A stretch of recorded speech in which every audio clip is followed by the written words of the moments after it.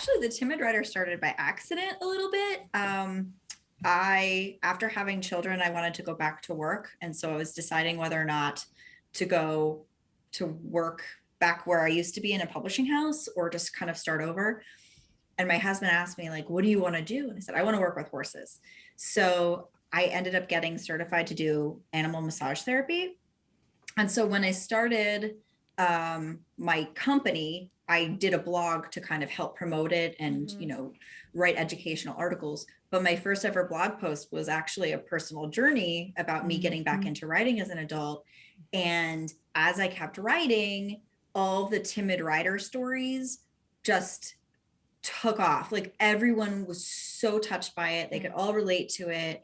And so I ended up actually separating them out and just focusing on the Timid Rider and then putting my business aside. So the Timid Rider started actually as a blog on a website. And then the Instagram and Facebook and all that kind of went with it. But I was really scared. I was really scared and really shy about sharing such personal stories because you get a lot of people out there that really just they live to troll and they they're also negative, and I wasn't really doing it to be anyone's entertainment. I was kind of putting it out there to help myself. Like I started writing that blog post while I was making dinner for my children in the kitchen on like with a pencil and paper. Like I just couldn't stop writing. And when I hit publish, I was panicking because then you can't take it back, right? But it really, like, still to this day impresses me, like how many private messages I get about how someone can relate. And so when I get nervous or I decide, does anyone still want to hear me talk? I realize that like I'm writing for myself, but the fact that other people are touched by it so much keeps me going when it seems a little difficult to share. So that's kind of how it started. That was, oh God, December of 2016. Oh, wow. So I wanted to ask you, when you said like, people live to troll, I've just found more recently that like a lot of Instagram people that I followed, that it's taking a toll on them actually. They're like actually starting to come to a point of where they're feeling like they're taking breaks. They're taking long breaks. What do you think is the best way to handle those? I mean, I've heard some people from the opposite flip side that they don't even pay attention to it, and they can kind of plow through that. But if you have maybe like a harder time and you take things personally, how do you handle that? Oh, that's a good question. So I do tend to take things personally because I'm writing such personal things and I'm sharing a lot of my life. For the most part, I've kind of learned that I'm not for everybody. And if they unfollow, then that's probably best. Or if they negatively comment, I just going to have to kind of deal with it. I do regularly take Instagram breaks and social media breaks. I found that when I was traveling to Mongolia, that was great because I had no social media. So it was kind of refreshing me and giving me a lot of things to think about. But the one thing I will say is I generally don't respond to any kind of negativity, but someone once was mentioning my daughter on my Facebook page, and I posted a photo of her riding my pony, who's really a tough ride. He's an advanced level hunter and he's very technical. And she was riding him and she's my only child to ride him. And someone was commenting on her equitation and how he was too much horse for her and all that. And that I'm not gonna, like, she didn't sign up to be on the website. She didn't sign up to be on social media. This is not her choice to share these things necessarily. Like, she lets me share them, but I just feel like we should stop judging. And so I did kind of push back a little bit on that and then had to step back because I didn't want to be negative either. Because really, negative things happen. That's part and parcel. I leave the comments if they're there. I don't necessarily react to them, but then I just have to step away because especially with writing the books, not every review is going to be good. And that's just how it is in real life. Not everyone's going to like you. And I just have to, it hurts a little bit, but you have to understand that, okay, I'm in my 40s. I definitely didn't get to where I am today by being a people pleaser all the time. And I just have to be true to me. And then that's got to be enough. Makes a lot of sense. And I think I see these people who are entrepreneurs and people that start into business, even like we did, just out of a something that you were doing or a need or something in your life. And you are putting your heart and soul into it. I mean, this is really you that you're trying to put out there. And it is tough to decide where you let it go and try to stay positive or take the break or whatever. But I admire you for that, though, because it's a lot to kind of take on. And, I hear a lot of people say the same thing with it. There's so much Froze a social little media. bit. Uh-oh, hope Yeah. it's not. Yep. Yeah. Yeah, and I think one of the things that I really like to talk about is the fact that not everything's always positive, and I think we have to acknowledge that. We have to sometimes address the negative, and so when I have a bad day, I say it. When I have a good day, I say it. And it's funny because a lot of times when I post the bad days, that's when I got so much support. And that's not really why I'm writing it, but it feels so good to have that back. And I think you have to address the negative sometimes. And if someone writes something that really hurts me, I might say something in a separate kind of post. The reason when I did on positive, like toxic positivity, that really went viral. That was because I had a really good friend say something to me that really triggered me, and she was trying to be supportive, but that's not how I took it. And I think, putting it out there in a way that says, listen, I'm not trying to shame anybody, but maybe we should talk about this. And this is how it made me feel. And maybe this is how other people feel too. Just trying to open a conversation, really. So do you take, when you take breaks, do you take scheduled breaks, or do you just, do you let your people know that, your Instagram friends and things know, like I'm taking a break? To put it out there. Yeah. Or were you, were you afraid, like when you said you went to Mongolia, you would have that long term, or even if it's a week, can drop a bunch of your followers or they won't be able to see you. Were you concerned about that at all, or how do you handle that? I will say I definitely didn't schedule a lot of breaks. I think what happened last year, was it last year? No, it was the year before. I was getting ready to go to Mongolia, and I was so busy helping to plan this event that the Timid Rider, the blog, the social media all kind of went by the backside. And, I kind of took a break. And so I did lose a lot of momentum. And then I came back and I kind of just apologized to everybody, like, listen, I'm so sorry I disappeared on you for a little while. And so I've kind of slowly been picking that back up. That was a long break that I don't think I would ever do again. And I reassessed kind of what my priorities are. So as it is now, if I take a break, it's really no more than a week at a time, like maybe every other month or once a month. And I just kind of get rid of social media. I just turn off all my notifications. I don't do anything about it. And because it can be really difficult for me to kind of, always have content, I let people know, I'm only going to post if I have something to say. I'm not going to post just to be on your algorithm or on your page. And I think that helps. And that's good too. Yeah. I think it's important for that. And I think being so real like you are, I mean, you're really talking about what's going on in your life or what is an important point, which is rather than just the fluff talk out there, just filling a space. So that's good. Thank you.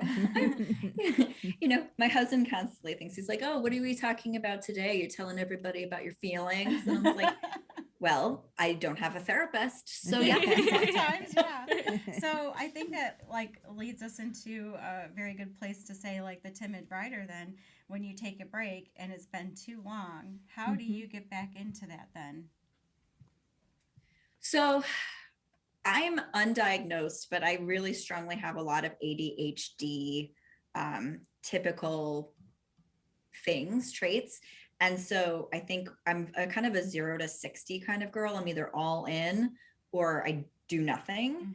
And so what I try to do is I try to kind of plan it out. There might be some months where I write 4 or 5 different posts or articles and things like that. And then I might take a month break. But it's hard because I'm kind of what we call a pantster when it comes to writing. Like there's some people who plan things out and there's some people who are pantsters. They go by the seat of their pants. And I'm kind of the latter of that.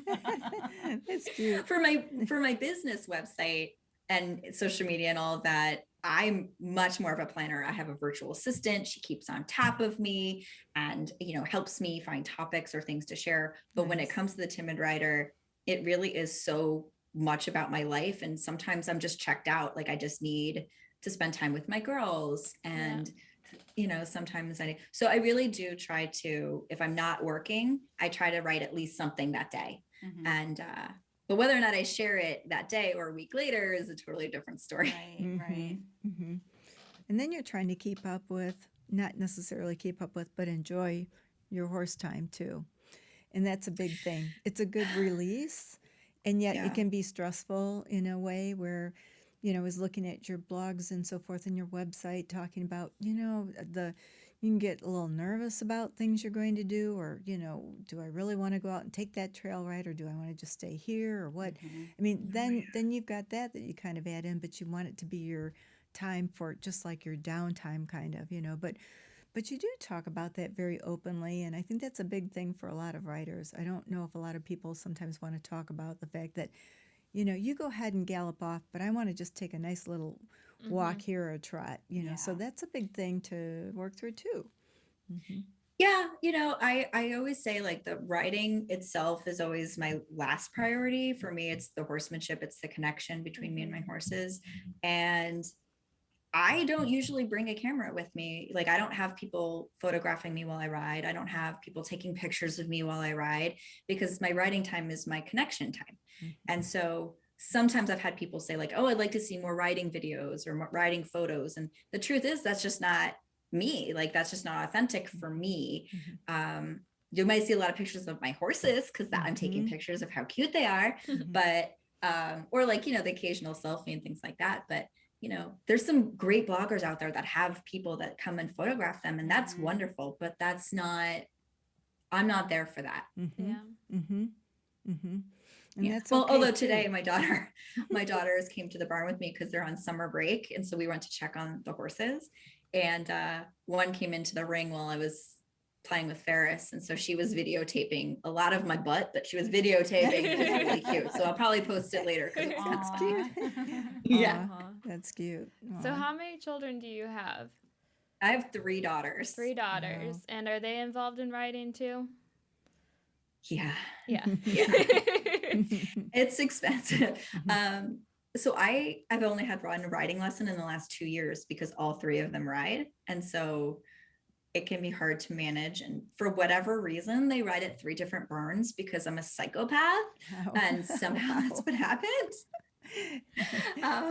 So it could be difficult to make time for everybody, but only one of them is truly kind of horse crazy. The other two love it, but I don't know if they'll necessarily ride their whole lives. Mm-hmm. Hmm. Mm-hmm. So was that like a decision to send them to 3 different horse barns? Was that like for a fit for them? Like it was just a good fit for them, or how did that come about?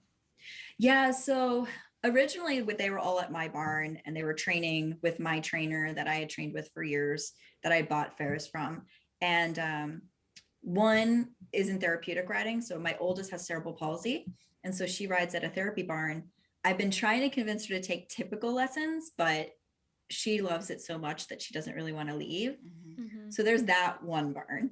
And then I ended up moving Ferris to another barn. So one of my daughters stayed with my trainer who she loves and has learned so much with.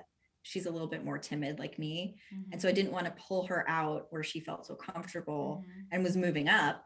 And then the other one wanted to go with Ferris because she wanted the challenge. She is so assertive and she liked being able to kind of just get dropped off at the barn and spend the day there. So yeah, it ended up being kind of really what they needed, but I really think I need to take lessons again just because I'm so out of practice and I need someone to kind of kick my butt a little because I'm like, oh, I've been writing for an hour. I'm so tired. And I look at my clock, it's like 15 minutes. I'm like, oh, That can wow. happen. That can happen, Because definitely. the ADHD, like I think I'm already so far ahead of what I've actually done. Like, oh no, I didn't do it. Sorry. So when you're writing, I know you said like when you first started, you were in your kitchen. So do you plan like when you write, or does it just kind of, I know you said like I might write through the month, is it something you sit down and kind of plan, or do you get the idea and then you go with that? And that's your, what inspires you? I know it's your life, what goes on, but is there anything that really helps you to inspire you to write at certain times? Yeah, it's one of those things where writers in general have this problem a lot, finding the time to write. Mm-hmm. And again, I have a lot of jobs. I have the horses, the kids, everything. So on days where I'm home and, kind of in my office, I try to start writing and just write something. If it's one of my next books, or if it's a blog post, or I do a lot of freelance writing as well for magazines. Um, and then once I find that I get the juices flowing, then I find that I don't ever want to be interrupted because I'm kind of in a groove. And so I end up churning out a lot more, getting really creative. But I've had instances where I haven't written for maybe like 2 weeks, and I'll be in the car and I just have this amazing idea. Yes. And so I dictate to Siri on my notepad. Oh, wow. Yes. And then so I don't forget it, because it's like a fleeting thought. It and if you is. don't get it down, it It's doesn't gone. happen. Yeah. So I do that a lot too. And so if I'm ever struggling for an idea, I'll look back at like my little topic note, and I look back and I'm like, oh yeah, I remember what that was about. And I start writing for that. So I have like kind of little tips and little things that kind of get me going. When did you know that you wanted to be a writer? I was maybe 7 years old. Oh, wow. But I never had the confidence to do it. So when I used to write short stories all the time, like back when you had these big computers, and it was one computer for the house, because I'm really old. And then I don't think I shared anything until my high school teacher. I wrote like a 40-page short story for him, and he was the only one to really see it until Confessions of a Timid Rider. And then I finally kind of like picked up my bootstraps and like girded my loins. It was like, and I had a whole bunch of people really close to me read it first. And yeah, that was the hardest one, because I never shared my writing with my husband or my best friend or anything before. So I was really nervous about negative criticism. And I think being an author, you really have to just, unfortunately, get used to that, because you're not going to be everybody's cup of tea. Yeah. And that's okay. It has to be okay. Otherwise I won't keep writing, right? I have to write for myself.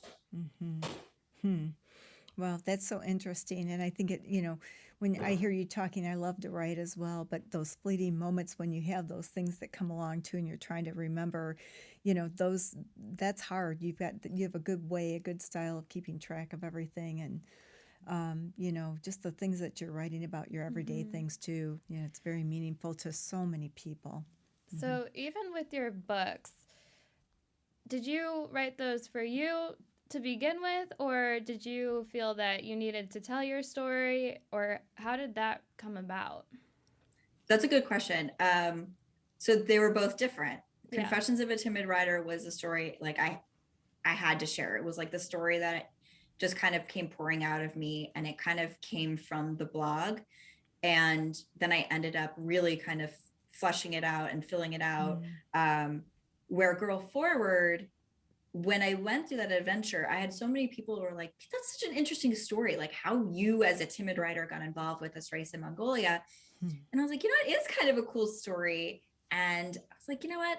Instead of telling the story 1,000 times, which I still do, by the way, let me write it down and make it fun, and kind of just so other people can kind of adventure along with me, and maybe be inspired. So kind of both books were very different in that, but I have a lot of book ideas, and it's a matter of really just kind of taking the time to get the story down, because writing it itself is the easiest part. It's getting it finished that's the difference. May I ask you how long it takes or took to write your books approximately? I mean, for people who are thinking of doing things like that, how long, does it take, or did it take you?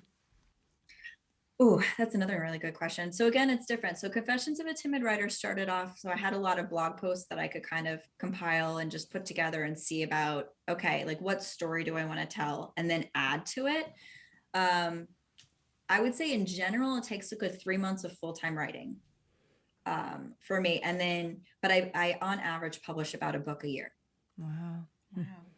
That's a long time. Did you ever feel like as you were writing along the way, like, like how, like at a point, like, how will I finish this? Like you were saying, it's hard to get it finished. What do you do to get over that hump then? Or is there anything that helped you? Like, did it come together all of a sudden, or was it just keep on going and then you came to that? So one of my really good friends, she kind of gives people help with this kind of thing. And her advice was just sit down and write. Even if you're not writing that story, just sit down and write because you'd be amazed at kind of what comes out of it. I am going through a period. I'm writing another book. It's a mainstream book, my version of parenting. It's called Confessions of a Modern Mom. And so I haven't done any teasers yet because my first draft got erased. And Oh I my goodness. sobbed for like a Oh, week. that's just, I'm so No. sorry. Oh my goodness. It was Oh, backed up. poor It was thing. encrypted. Somehow Oh there was a no. bug or it just didn't Oh. translate. And I think I I would wanted just to die. die. Yes. And so Yeah. I was kind of like, well, is this Oh, worth it? Maybe like I have to yeah. rewrite it. It'll never be the same. Right. So I'm about 40,000 words into that. So it's about halfway done. I did start it again because I felt like it was an Good important kind girl. of Yeah. story. But it can be really so daunting, I Yeah. guess is the Yeah. word. Yeah. Yes. Mm-hmm. Mm-hmm. And I mean, It's unbelievable. let's be honest, there's a lot of you said you're a writer too, right? Writing is difficult. A lot of people want to write a book and they don't necessarily know how to get it done or what to do after. It can be very frustrating. Yes. But so I do help some writers, with that because I have a publishing house that from my publishing experience. So I do like consult and help Oh, people do nice. that. But sometimes, right, it's like your own story is funnier. So I'm trying to get that finished for this year. Good. Good for you. I'm really actively working on it. And yeah, and I'm trying to focus on that one and not the 3 other stories I want to write. Well, you have done so much between your horses and your therapy things that you do. You've got so much going on. Is there a way, can you like speak to the people who are listening on the timid side of things when, how do you gain the confidence to do, whether it's riding or, riding your horse, whatever it is, and you get that nervous bug, are there things you could speak out to people and say, here's, look, guys, this is what works. It does work. Is there anything you might like to talk about that way to the people listening? Yeah, I mean, I think everyone's different. There's so many of us out there that have nerves, or I mean, I've talked to Olympic riders that have nerves, right? And I'm not a performance coach, so I could speak with what's worked for Sure. me, and that has really been one, understanding and kind of taking a minute to step back and say, like, what am I actually nervous about? What about this situation is giving me anxiety or is making me pause or is getting me upset? And for me that might be different than like what you have or whatever. Sure. But taking that moment and really just kind of like stepping back, breathing. Like I've had panic attacks in the ring while riding, and I've had to go into the middle of the ring where my horse just sits on a loose rein and I just breathe and just count, to 5 in, 7 out, and really just kind of lower my heart rate. Sure. Because if I'm getting upset, my horse is going to get upset. Yep. Right. Yep. How smart though, because not everybody would do that. I mean, what a smart thing to do. So yes.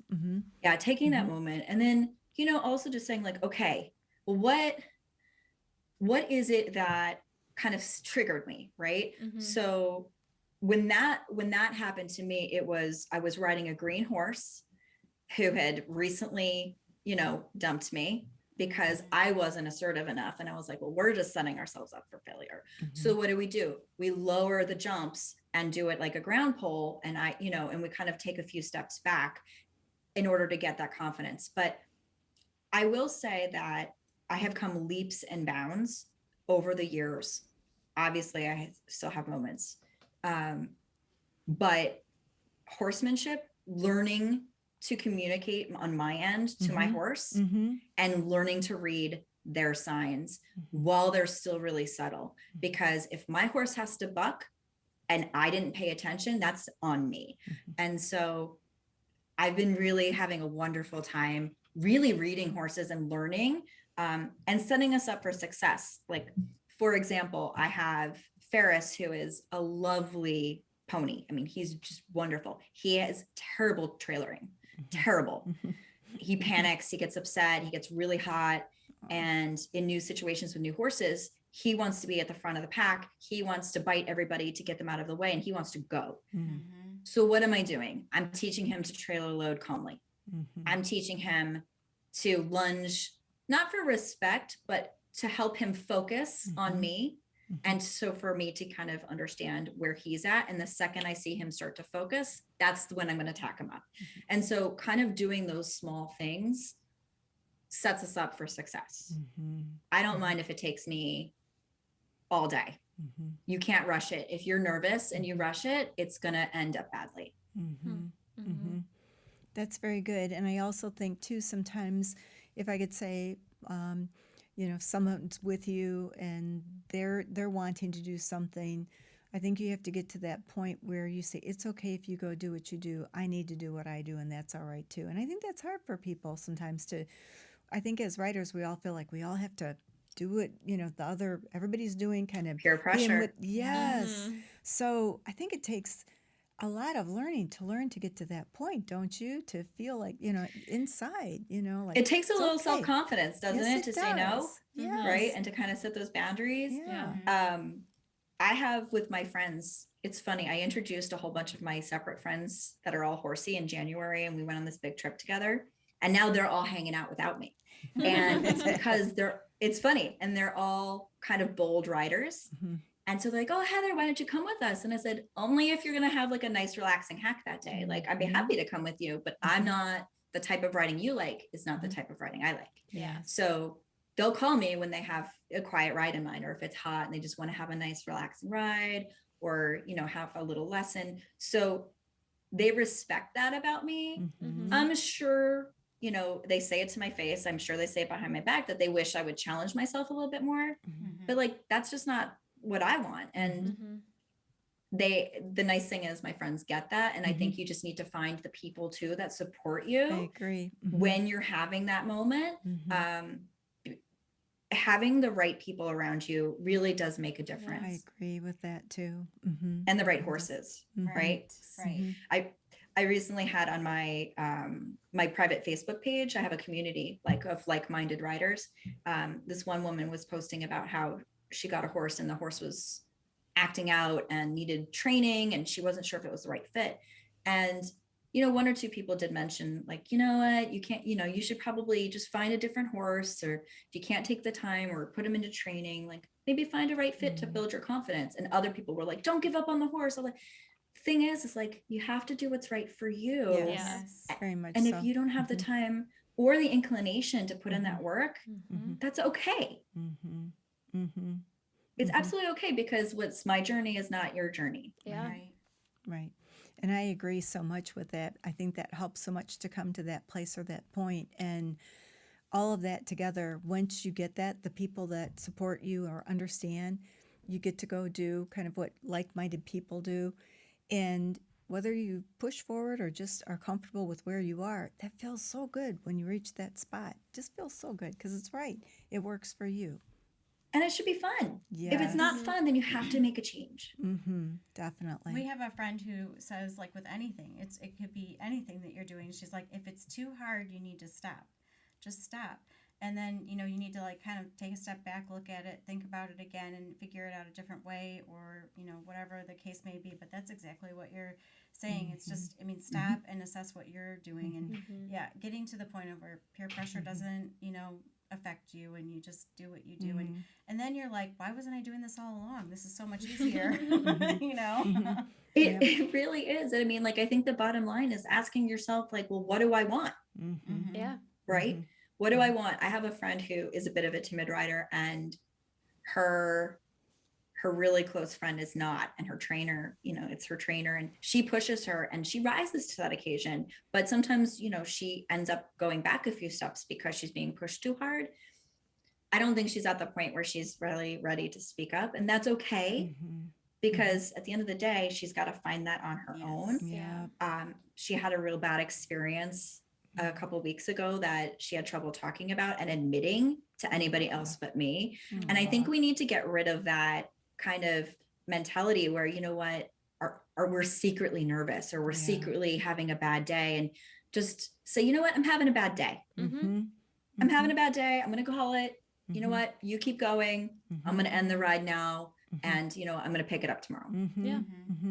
Yep, I agree so much. Makes it easier for everybody and easier on the person, and then they enjoy it actually without going into it and being really, it's hard. It's really hard if you're on a ride that's really tough, so that's very good. And you can't help somebody who doesn't want to help themselves. You have to let them figure it out. It's until they get to that point of where they figure out, I'm tired of this. I'm just tired.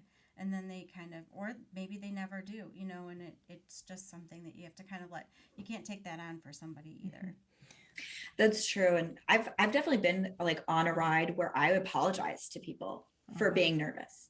And I think a lot of women do tend to apologize more than they should, right? And I apologized, and then I was like, oh my God, I'm so annoying. And, I just told them, I said, you know what? Let's go ahead. You go ahead, do that gallop hill over there. I'll come meet you over there.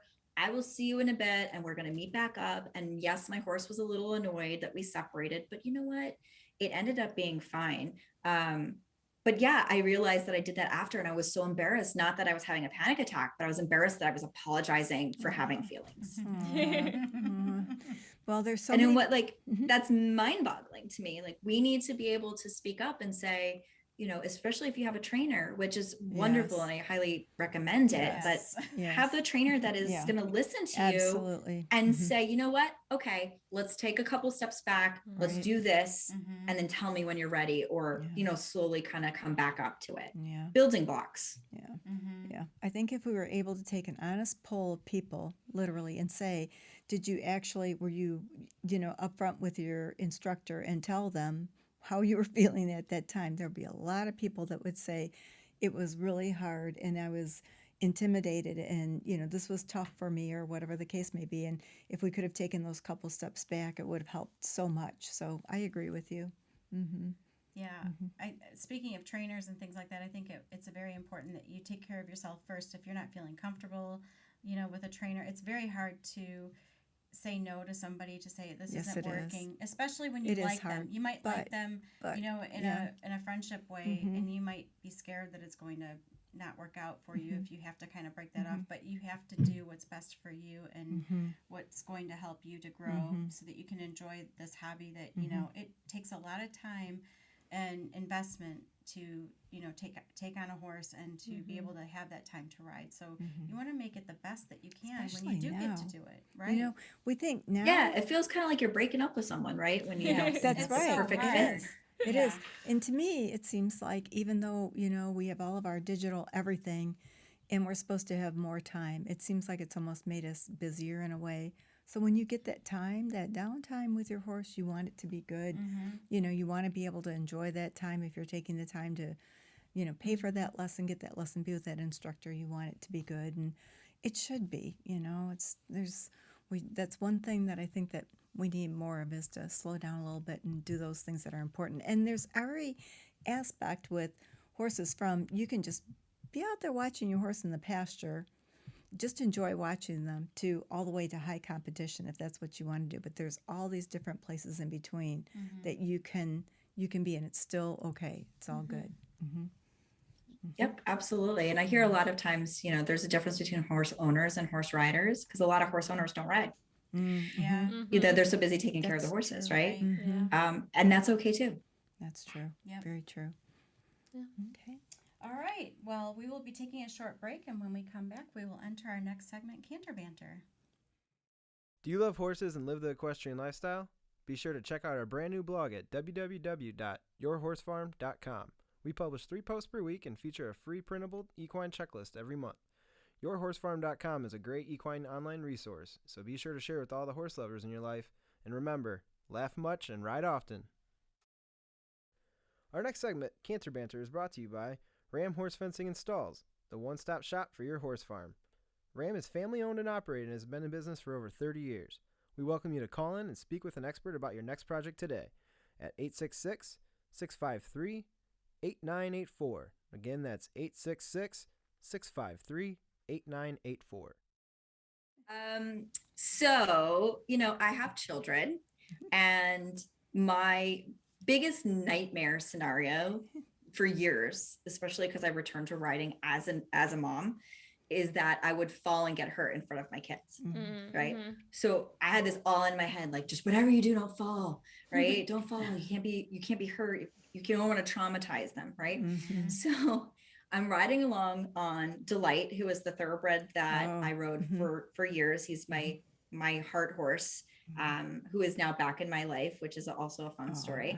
And we're coming around the ring, and he's not a thoroughbred in the sense of like wanting to be fast. He is fast, but only when he wants to be. So he's super pokey, and he was like a spur and stick ride. And I had a tree branch because I didn't have a stick, right? And so we used to wave it like in his face, just to kind of like not touch him with it, just kind of like, hey, bud, move along. And so that was whatever that worked for him. Yes. So we're coming around at the canter, and it was a slight uphill. I mean, it couldn't even be registered as a grade, right? It was just such a slight uphill, and he always slowed down. So I just kind of goose him a little bit to kind of lift him back and like kind of keep him from backing off, except I got him in his really sensitive left rib, and he did a huge buck that just head down, double barrel, vertical buck. I stayed on, but I was like hanging on his neck, and I was trying to right myself, and he's still cantering. Oh my goodness. And all I'm thinking is like, if I come around him and I'm in front of him, this 16-3 thoroughbred is going to crush me. So I let go the next time he kind of does his canter uphill, and I just Supermaned, flew 6 feet through the air, landing like I was flying. Oh no. Apparently I was unconscious for a moment, wake up, and I have like dirt in my boot, and I'm just like barely breathe. My trainer's reminding me to breathe, right? And I'm like, oh my God, my kids are here, right? So I'm looking frantically, so worried that my kids are just literally scarred for life, will never be around a horse again, will hate this horse. And my daughter comes running up. She's like, Mom. And I'm like, oh my God, this is it. Yeah. I've scarred her. She's going to be in therapy for years. And she goes, hey, when you get up, can you go get me a piece of gum? And I was like, wait, what? And so I had like an audience around me at this point. And she goes, my trainer goes, Cameron, maybe now is not the time. Like, just go get gum. Oh my God. She's like, okay. And she like runs off, girl. And she goes, Ash and Zoe, Mom said we could have gum. And it wasn't even... Nothing. She didn't even register the fact that I was on the ground. Nothing. Oh my gosh. No. Didn't register it at all. Nothing. I did end up getting back on the horse like a sack of potatoes, no stirrups, completely on the buckle. And he's walking around and he stops at the impression. It looks like a corpse, where they tape it off. This impression of me on the ground. And he's like snorting. And I'm like, yeah, that was me. That was me. Turns out the next day I go to the hospital. I had 3 broken ribs and a bruised lung. Goodness. You really hurt But my yourself girls got so gum. bad. So like, Oh my goodness, what a important story. thing. Oh my Wow. goodness. Wow, leave it to kids, huh? Yeah. right? Oh, I mean, you could nice. tell they were raised at a barn, right? Like it was not the first stall they'd ever Very seen. much It's- so. Yeah. Just give me the gum. As nails. I need the gum. Oh, that's a good story. That's a good one. Oh my gosh. I still to this day, they laugh about it. Every day they'll ask me for gum and I'm like, you're funny. That's cute. Very cute. Aw. All right, Heather. So where can people find sweet. you? So I can be found at timidrider.com or anywhere on social media, really, at Timid Rider, which is TimidRider. And if there's someone who's like-minded and wants to kind of join my private community, it's a completely free group of just people like me. Nice. It's called the Timid Riders community. Oh, Awesome. that's nice. Oh, thank All right. you. And then can your books be purchased on Amazon, or where can they find those? Yeah, so they can find it on my website, which is thetimidrider.com, on my publishing house, which is waterhorsepress.com, or on Amazon. We hope you enjoyed listening to our podcast and encourage you to share with all your equestrian family and friends. You can tune into the Late Night Riders podcast show every Friday night. Each episode will be uploaded exclusively on YouTube, where you can subscribe to our channel to stay up to date with all of our latest shows. Do you have a topic you'd like us to discuss? We want to hear from you. You may email us at podcast@ramfence.com or feel free to leave a comment below. Thank you again for listening.